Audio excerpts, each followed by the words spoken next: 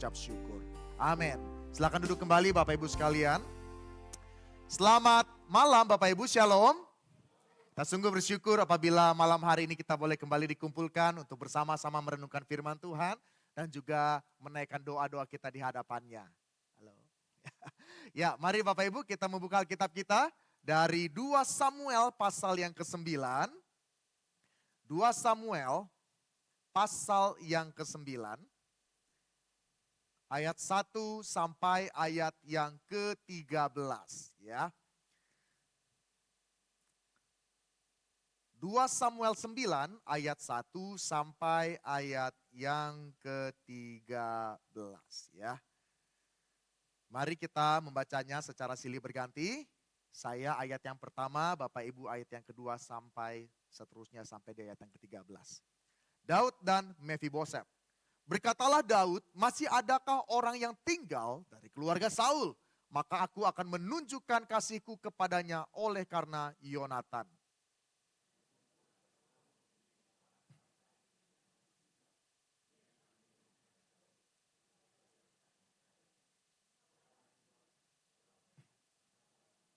Kemudian berkatalah raja, tidak adakah lagi orang yang tinggal dari keluarga Saul? Aku hendak menunjukkan kepadanya kasih yang dari Allah. Lalu berkatalah Ziba kepada raja, masih ada seorang anak laki-laki Yonatan yang cacat kakinya.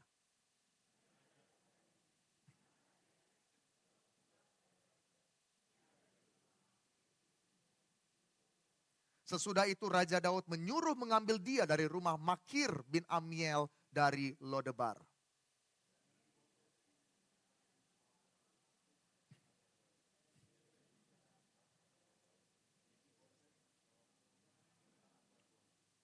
Kemudian berkatalah Daud kepadanya, janganlah takut sebab aku pasti akan menunjukkan kasihku kepadamu oleh karena Yonatan ayahmu.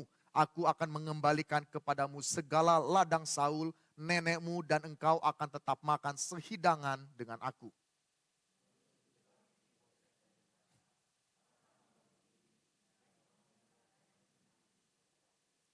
Lalu raja memanggil Ziba, hamba Saul itu dan berkata kepadanya, segala sesuatu yang adalah milik Saul dan milik seluruh keluarganya kuberikan kepada cucu tuanmu itu.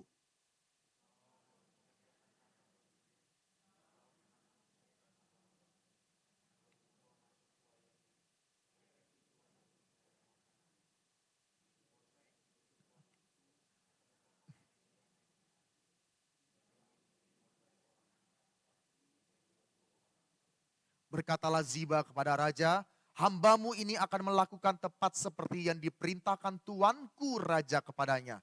Dan Mefiboset makan sehidangan dengan Daud sebagai salah seorang anak raja.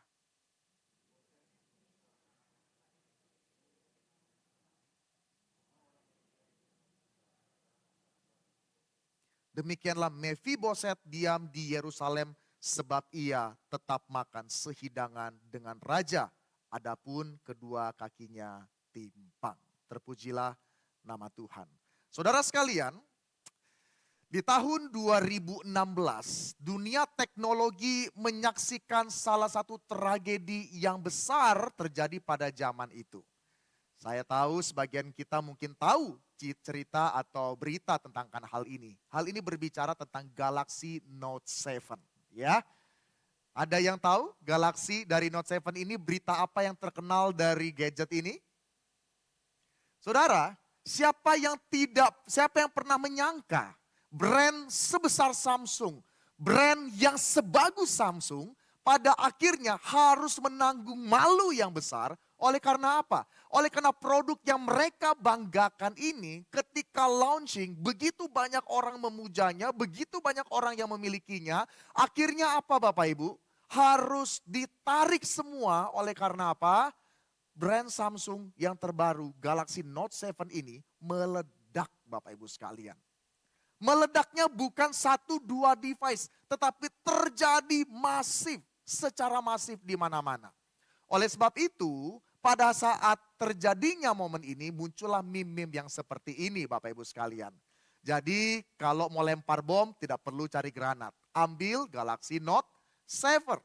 Fire in the hole. Terus bagaimana ngecasnya, Galaxy Note 7 itu harus pakai pengaman dulu seperti itu ya. Dan kemudian ada juga yang memberikan ilustrasi. Kalau mau itu sebenarnya apa ya? Bom bunuh diri itu sebenarnya contohnya ya. Suruh tempelin aja Galaxy Note 7. Karena apa? Galaxy Note 7 itu meledak. Baterainya begitu luar biasa, hancur Bapak Ibu dan melukai banyak orang. Oleh sebab itu pada zaman itu ketika memasuki bandara, orang akhirnya petugas saat itu ada PR1. Memastikan apakah itu Galaxy Note 7 atau bukan. Karena kalau Galaxy Note 7 ditemukan, maka HP itu tidak boleh dibawa di maskapai pada zaman itu. Saudara sekalian, siapa yang pernah menyangka brand sebesar Samsung bisa terjadi hal yang demikian, ya. Saya percaya sebagian besar di antara kita hari ini mungkin HP-nya mereknya Samsung. Saya pun demikian gitu ya. Karena apa? Karena memang kita melihat brand ini bagus. Tetapi pada zaman itu kepercayaan publik tentang Galaxy Note 7 kepada brand Samsung pada akhirnya menurun. Oleh karena tragedi yang terjadi pada saat itu. Tetapi kita melihat Samsung melakukan sesuatu yang tidak biasa. Kalau brand lain atau mungkin public figure yang terkenal mungkin enggan melakukan permintaan maaf. Tapi saat itu mereka melakukannya dengan cara yang berbeda. Mereka tidak berlindung di balik pencitraan, mereka justru masuk ke akar masalah, mereka memperbaiki standar produksi, mereka merombak desain baterainya. Dan sampai saat ini Samsung terkenal menjadi produsen HP yang melakukan 8 poin battery safety check supaya tidak terjadi kejadian yang serupa. Akhirnya apa Bapak Ibu sekalian? Pada tahun selanjutnya, pada saat Galaxy Note 8 akan di-launching, akhirnya mereka mempublish sebuah video intro ya pada saat presentasi HP Galaxy Note 8 itu demikian ya.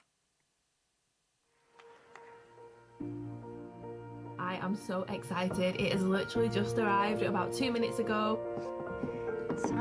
짜자잔. I go with the Note line because of the pen.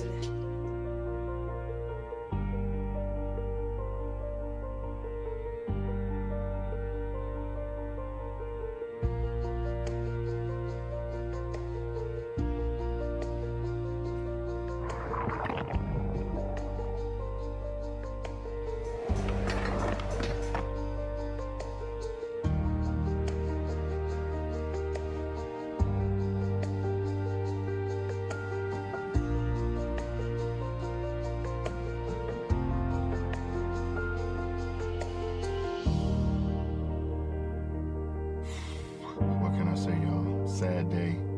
Rest in peace, Galaxy Note 7. It was fun while it lasted. This is too bad because I liked a lot of things about this phone.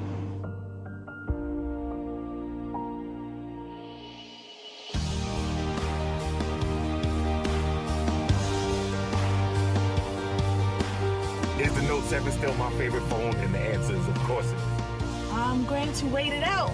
I went back to my Galaxy S6. It's not the same. I'm not going to downgrade my phone. I have faith in Samsung.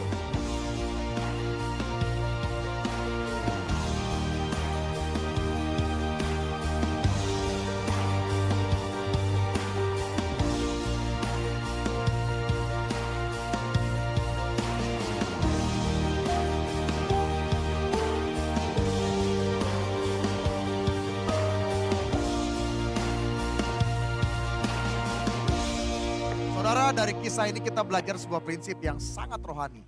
Reputasi dapat diperbaiki, tetapi dampak itu hanya berubah ketika hati ditransformasi. Dan jika transformasi seperti itu bisa terjadi pada sebuah perusahaan yang besar, betapa lebih lagi besar transformasi yang dapat dilakukan anugerah Tuhan di dalam hidup manusia. Saudara, anugerah itu bukan hanya menghapus masa lalu, anugerah mengubah kualitas hidup dari dalam. Anugerah membentuk ulang cara kita melihat diri, orang lain, dan dunia. Dan anugerah mengalir keluar menjadi dampak yang berarti. Saudara, selama bulan Januari ini kita membahas mengenai grace, anugerah yang mengubahkan. Dan akhir dari Januari ini kita mau sama-sama menutupnya dengan apa arti anugerah yang sungguh-sungguh dapat dirasakan oleh banyak orang. Yaitu adalah anugerah sanggup mengubah bagaimana hidup kita dapat berdampak. Dan hari ini kita mau sama-sama belajar dari kisah dalam perjanjian lama Bapak Ibu sekalian. Karena anugerah yang berdampak itu sungguh-sungguh dapat terjadi apabila apa? Kita dapat menerimanya dengan kerendahan hati. Ya. Jadi anugerah yang sungguh-sungguh berdampak itu dapat sungguh-sungguh terjadi kalau kita menerima anugerah dengan kerendahan hati. Dan hal ini kita belajar dari seorang tokoh dalam perjanjian lama yaitu adalah Mephiboset Bapak Ibu sekalian. Saudara, sedikit banyak mungkin di antara kita kenal Mephiboset atau pernah membaca kisah dari Mephiboset Bapak Ibu. Kalau kita melihat Mephiboset pertama kali muncul dalam 2 Samuel 4 ayat 4. Di mana ia digambarkan sebagai seorang anak berusia 5 tahun yang lumpuh kakinya. Karena apa? Karena jatuh saat melarikan diri setelah berita kematian Saul dan Yonatan. Ia bukan hanya cacat fisik, ia adalah pewaris dinasti yang dianggap ancaman politik terhadap Daud yang baru naik tahta saat itu. Saudara, kalau kita melihat dari kehidupan Mephiboset, maka secara budaya dan politik ia adalah musuh. Ya, dan yang kedua, secara kondisi fisik ia tidak berdaya sama sekali. Dan status sosialnya ia bersembunyi di Lodebar yang artinya tanah gersang atau bukan apa-apa. Sebuah daerah terpencil, kering dan tanpa pengharapan sama sekali. Jadi saat itu yang dilakukan oleh Mephiboset setelah tahu bahwa Saul yang adalah kakeknya dan Yonatan yang adalah ayahnya saat itu meninggal. Ia pergi melarikan diri, ia bersembunyi. Tapi kita tahu Bapak Ibu ketika kita melihat dari bacaan kita hari ini ada satu hal yang menarik. Apa itu yang menarik? Bahwa Daud yang saat itu sudah menjadi raja memanggil Mephiboset untuk datang. Justru di sini kita melihat Daud berinisiatif mencari garis keturunan Saul yang masih tersisa. Saudara, kita melihat apa di sana? Ketika waktu itu ketemulah Ziba, hamba dari Mephiboset, dan berkata, oh ada satu, ya Mephiboset. Terus kemudian Daud katakan, bawa ke sini, bawa dia di hadapanku, bawa dia di hadapanku. Saat itulah Daud mengatakan demikian, ayo kamu bersama-sama dengan aku, kamu adalah garis keturunan dari Saul, saya kenal bapakmu Yonatan, mari bergabung bersama dengan aku. Saudara, apa yang menjadi respon dari Mephiboset saat itu? Dia tidak bilang, oh sudah seharusnya seperti itu. Karena raja adalah sahabat dari papaku. Seharusnya raja mengambil aku, anggap aku. Tapi apa yang menjadi respon dari Mephiboset? Apakah hambamu ini sehingga engkau menghiraukan anjing mati seperti aku? Saudara, ketika dikatakan anjing mati seperti aku itu bukan satu sekedar istilah yang main-main Bapak Ibu.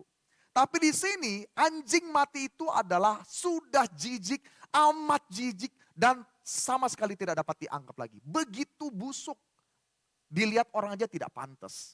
Aku adalah anjing mati. Saudara, ini adalah sesuatu hal yang menunjukkan Mephiboset sendiri tahu bahwa dia tidak layak ketika menerima anugerah kesetiaan yang diingat oleh Daud kepada Yonatan. Waktu dia dipanggil, dia sudah tahu, oh kalau saya dipanggil, saya ketahuan sudah pasti mati. Saudara, kita perlu tahu pada zaman saat itu, jika raja baru naik tahta, seluruh keluarga raja lama biasanya dibunuh supaya tidak ada apa? Pemberontakan. Itu tujuannya. Jadi ketika masih ada salah seorang keluarga dari raja yang masih hidup, maka yang hanya bisa dilakukan oleh salah seorang anggota keluarga itu hanya melarikan diri. Jangan sampai ketahuan. Karena kalau sampai ketahuan, dia pasti mati. Mephiboset tahu akan hal ini Bapak Ibu sekalian. Makanya ketika dia bertemu dengan Daud, dia begitu gentar, dia begitu takut. Karena dia sebelum ketemu Daud, dia berpikir saya pasti mati. Tapi kita melihat di situ justru Daud menunjukkan kasih karunia yang besar. Oleh karena apa? Daud mengingat perjanjian, Daud mengingat tentang ayahnya Yonatan. Maka ketika dikatakan, apakah hambamu ini sehingga engkau menghiraukan anjing mati seperti aku? Di sini Daud tidak melihatnya sebagai musuh atau sampah, tapi di sini Daud berkata, jangan takut. Ya, bukan karena Mephiboset itu hebat, bukan karena Mephiboset itu tampan atau berguna, nggak ada gunanya karena dua kakinya lumpuh, Bapak Ibu, nggak ada gunanya. Tapi di sana Daud mengingat karena Yonatan. Ada perjanjian darah antara Daud dan Yonatan di masa lalu. Sehingga Mephiboset mendapatkan keuntungan dari perjanjian itu. Saudara, Daud tidak hanya mengasihani Mephiboset. Tapi apa yang kita lihat di situ? Mephiboset dipulihkan kembali warisannya. Bahkan Mephiboset itu dianggap sebagai anak sendiri. Anak angkat, semeja dengan anak-anak Daud. Anak musuh sebelumnya. Jadi kalau kita bayangkan ya, artinya Mephiboset itu selevel dengan siapa? Absalom, ya, yang gagah perkasa. Absalom belum mati waktu itu. Dia selevel dengan siapa? Tamar, anaknya Daud yang cantik. Yang mungkin terkenal, Salomo yang penuh hikmat. Salomo belum hidup, tapi kalau mau disejajarkan, dia sudah sejajar dengan anak-anak Daud. Padahal dia bukan siapa-siapa, dia pantas mati. Saudara, dari kisah ini kita melihat ada gambaran kovenan kasih karunia. Tindakan Daud bukan didasarkan pada Mephiboset. Tapi apa? Pada perjanjiannya dengan Yonatan. Kasih karunia bukan dari kelayakan. Tetapi karena kesetiaan Allah bekerja melalui Daud. Di sana tadi kita baca. Aku akan menunjukkan kasih dari Allah. Karena kalau kita melihat Bapak Ibu, pasca Daud mengalahkan Goliat, apa yang terjadi dengan kehidupan Daud? Hanya lari dari pelarian demi pelarian karena dikejar oleh siapa? Saul. Hidupnya hampir begitu besar, lari dari pelarian demi pelarian oleh karena dikejar oleh kakeknya Mephiboset. Wajar sekali kalau kita menetapkan posisi kita kepada posisi Daud. Oh, kakekmu ini yang buat saya sengsara ya. Hidupku sampai seperti ini. Ya udah, mati sekalian semuanya habiskan. Tapi di sini kita melihat Daud tidak melihat hal itu. Justru dia menunjukkan kasih karunia kepada Mephiboset oleh karena dia melihat ayahnya adalah Yonatan. Saudara, Charles Spurgeon mengatakan demikian. Jika Mephiboset merasa dirinya seperti anjing mati di hadapan kebaikan Daud, betapa lebih laginya kita di hadapan Tuhan. Semakin banyak anugerah yang kita rasakan, semakin kecil kita melihat diri kita. Namun justru si anjing mati inilah yang didudukan di meja raja. Sederhananya begini Bapak Ibu sekalian, anugerah itu menjadi efektif tatkala itu sejalan dengan apa? Ketidaklayakan kita.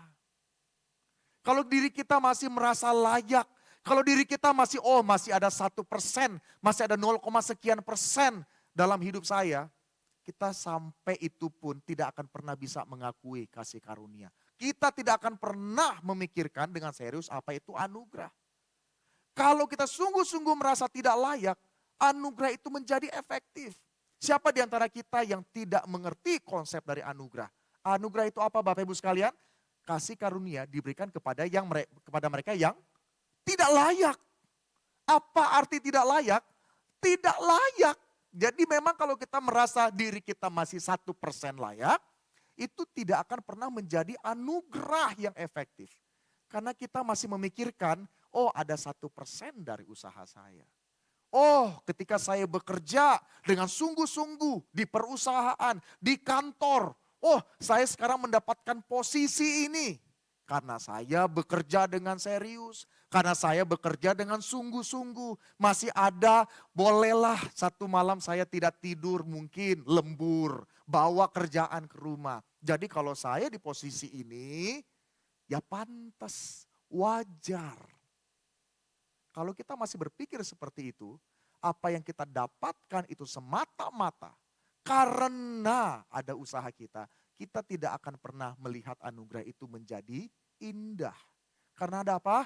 Karena kita masih memikirkan ada usaha kita sekian persen, dan lain sebagainya.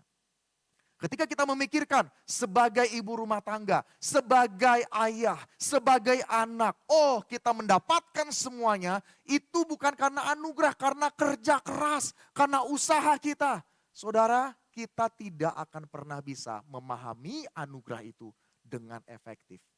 Karena kita cuma tahu anugerah itu diberikan kepada mereka yang tidak layak. Apa yang tidak layak? Ya mungkin salah satunya bukan kita. Ketika kita melayani di posisi kita masing-masing, kita menjadi WL yang tidak tergantikan, kita menjadi singer yang tidak tergantikan, kita menjadi pemusik yang tidak tergantikan. Saudara sekalian, kita kemudian berpikir, oh karena saya punya kapasitas talenta yang baik, maka wajar saya dipakai di gereja. Jadi singer, jadi talenta, jadi usher yang tidak tergantikan, jadi majelis yang tidak tergantikan, jadi pengurus yang tidak tergantikan. Oleh karena apa? Oh karena memang saya diketahui kapasitasnya. Saudara sekalian, apapun yang kita miliki dan dipercayakan, kita harus melihatnya dari lensa anugerah. Kita mendapatkan anugerah bukan karena kita reach out anugerah itu. Tapi karena apa? Tuhan tahu kita tidak layak. Tuhan tahu kita tidak mampu, tapi kita dimampukan. Tapi selagi itu kita masih berpikir ada sekian persen dari apa yang saya lakukan, maka anugerah itu tidak akan pernah menjadi efektif. Kita lihat dari kehidupan Mephiboset.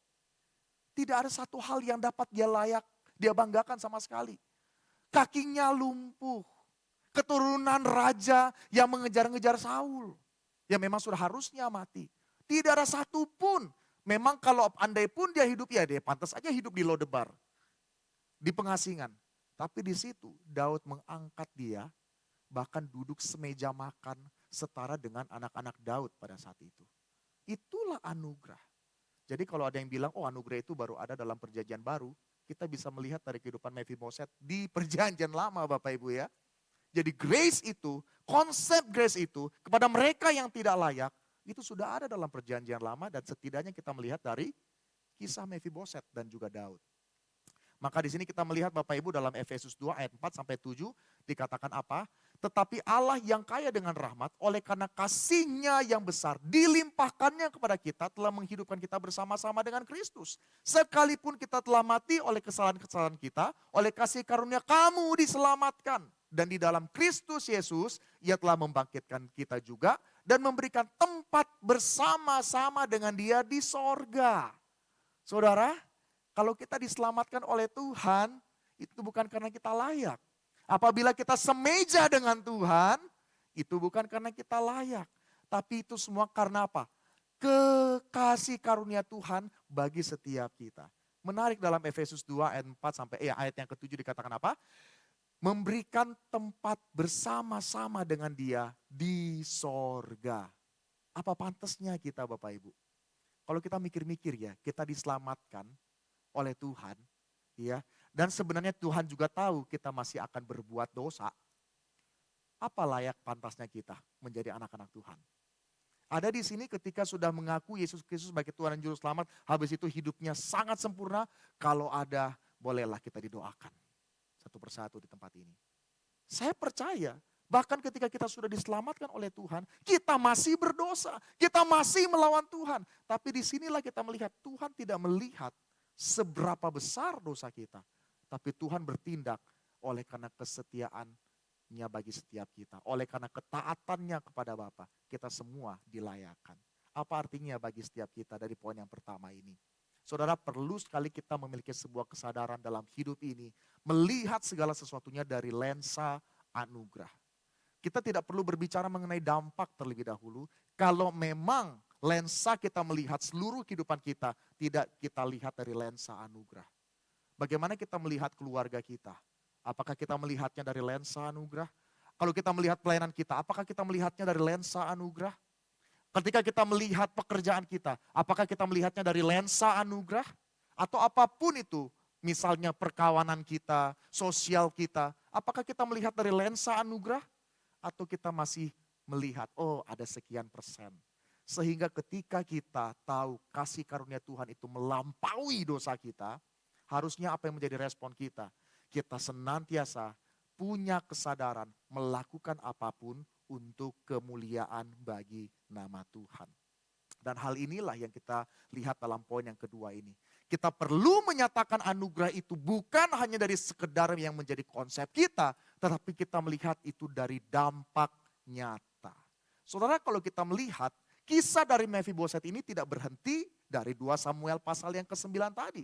Karena apa Bapak Ibu sekalian? Menarik sekali, tidak banyak orang yang menyebutkan tentang kisah dari Mephiboset, bahkan dia itu hanya potongan-potongan. Dari kisah selanjutnya dari 2 Samuel pasal yang ke-9. Tapi di sini kita melihat potongan demi potongan yang kecil dari kisah Mephiboset itu membawa kita kepada konsep yang mind blowing tentang apa artinya anugerah yang sungguh-sungguh dihidupi itu. Saudara, kalau kita melihat dari 2 Samuel pasal yang ke-16 ayat yang ketiga. Di situ adalah pasca kejadian Absalom itu memberontak kepada Daud.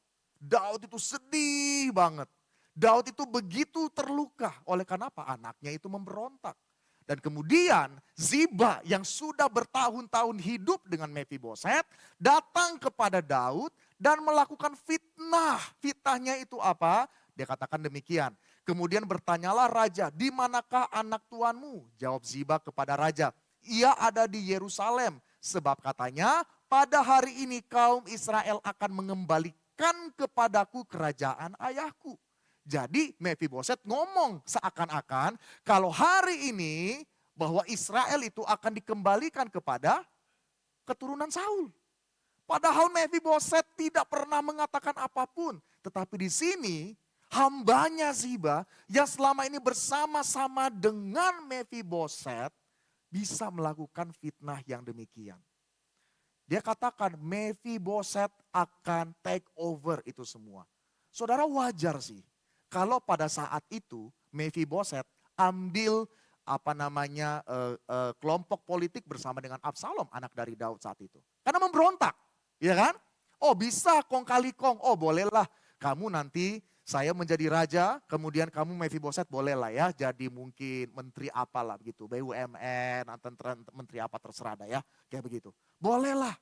Oke, tapi syaratnya apa? Kamu kan lumpuh. Tapi kamu setidaknya bisa apa? Bisa ngomong, bisa menghasut dan lain sebagainya. Skenario itu masuk akal terjadi Bapak Ibu. Karena Absalom saat itu juga sedang mencari masa. Dan kejadiannya apa? Absalom berperang melawan ayahnya sendiri. Posisi-posisi yang seperti itu memungkinkan Mephiboset untuk memberontak saat itu. Karena dia apa? Karena dia garis keturunan Raja Saul. Bisa saja.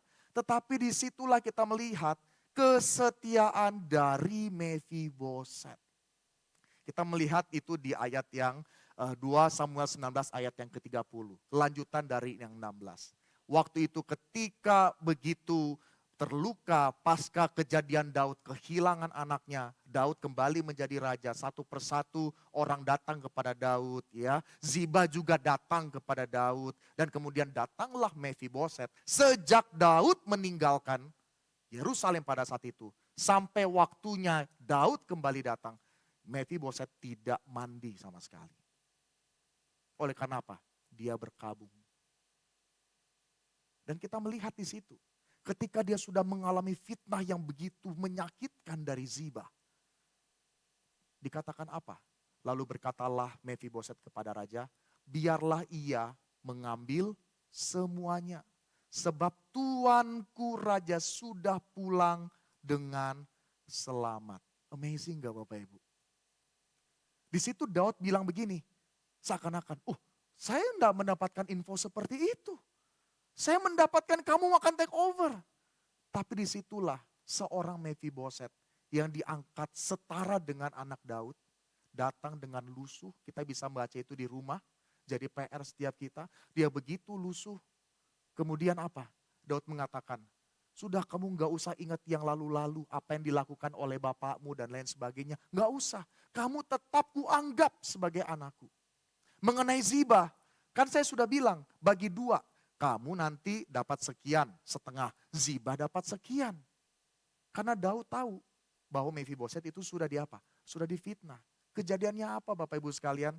Dengan segala kerendahan hati dan ketidaklayakan, Mephiboset katakan apa? Biarlah ia mengambil semuanya, sebab Tuanku Raja sudah pulang dengan selamat. Kita melihat dari Mephiboset apa Bapak Ibu? Ada kerendahan hati, ada kesetiaan.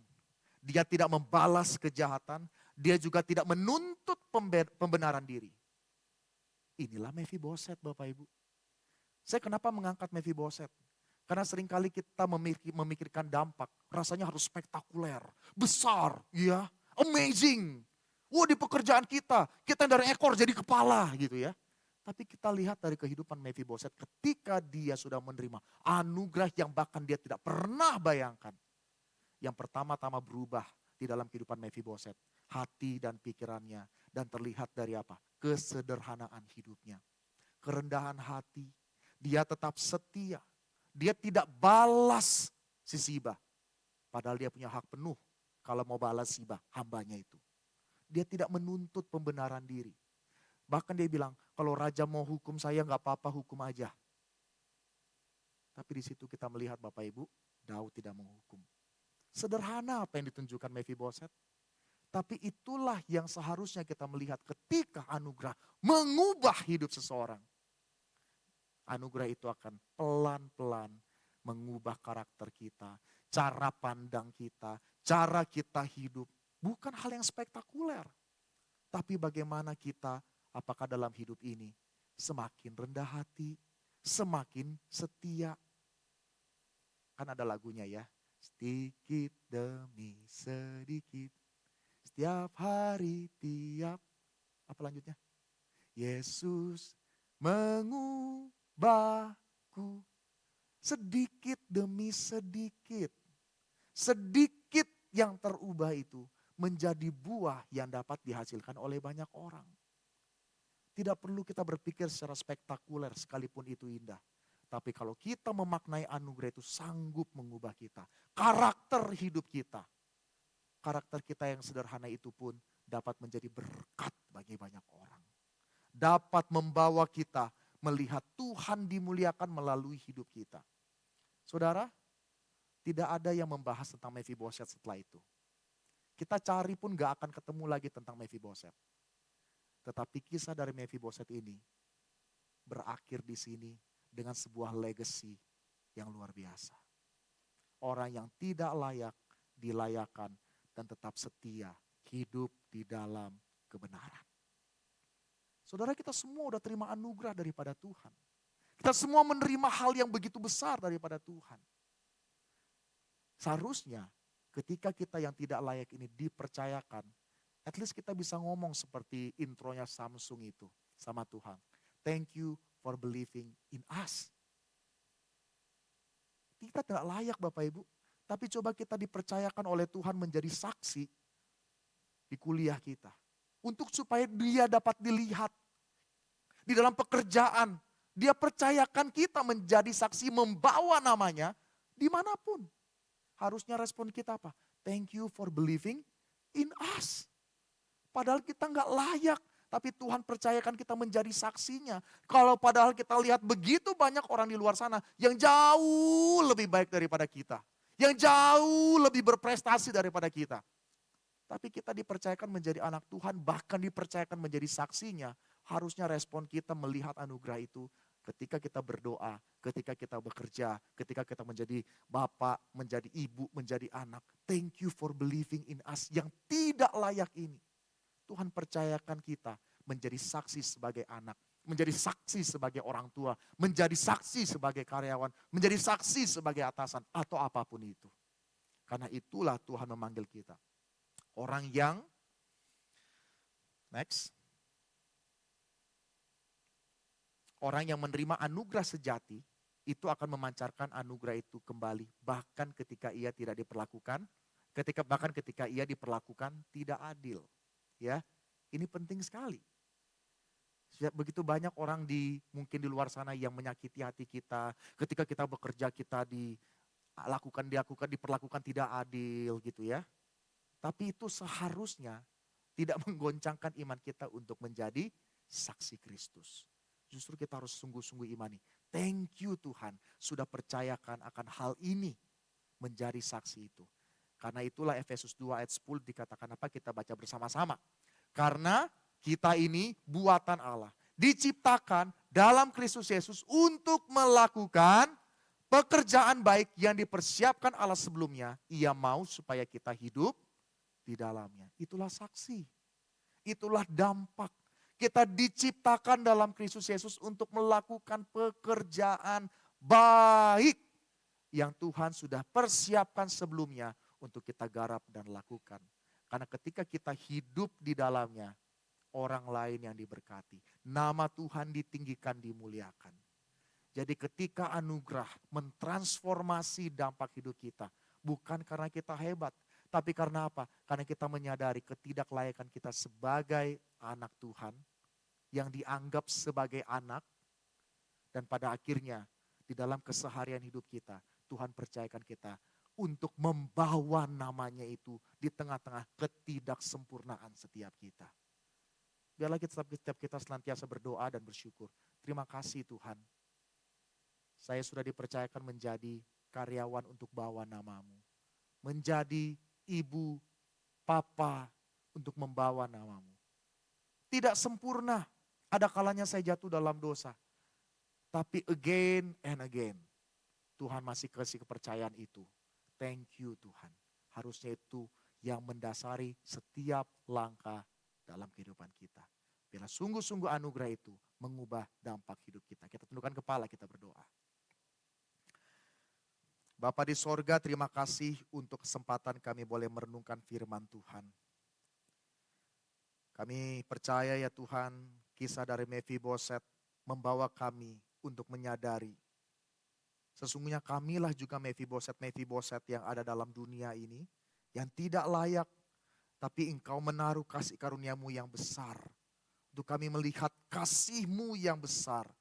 Kami yang tidak layak, namun Engkau layakkan untuk membawa nama-Mu itu di dalam kehidupan kami. Kami sadar ya Tuhan, kami tidak sempurna. Kami sadar ada kalanya kami jatuh. Tapi jangan biarkan kami hanya terpatok melihat kejatuhan kami. Tapi biarlah kami boleh senantiasa melihat anugerah-Mu yang besar. Di mana kami diberikan kepercayaan untuk membawa nama-Mu itu di dalam kehidupan setiap kami. Kami mau berkomitmen untuk membawa kemuliaan bagi nama Tuhan. Melalui karakter hidup kami, melalui etos kerja kami, melalui cara kami berkata-kata, melalui cara kami hidup. Karena kami rindu banyak orang yang diberkati, disenangkan.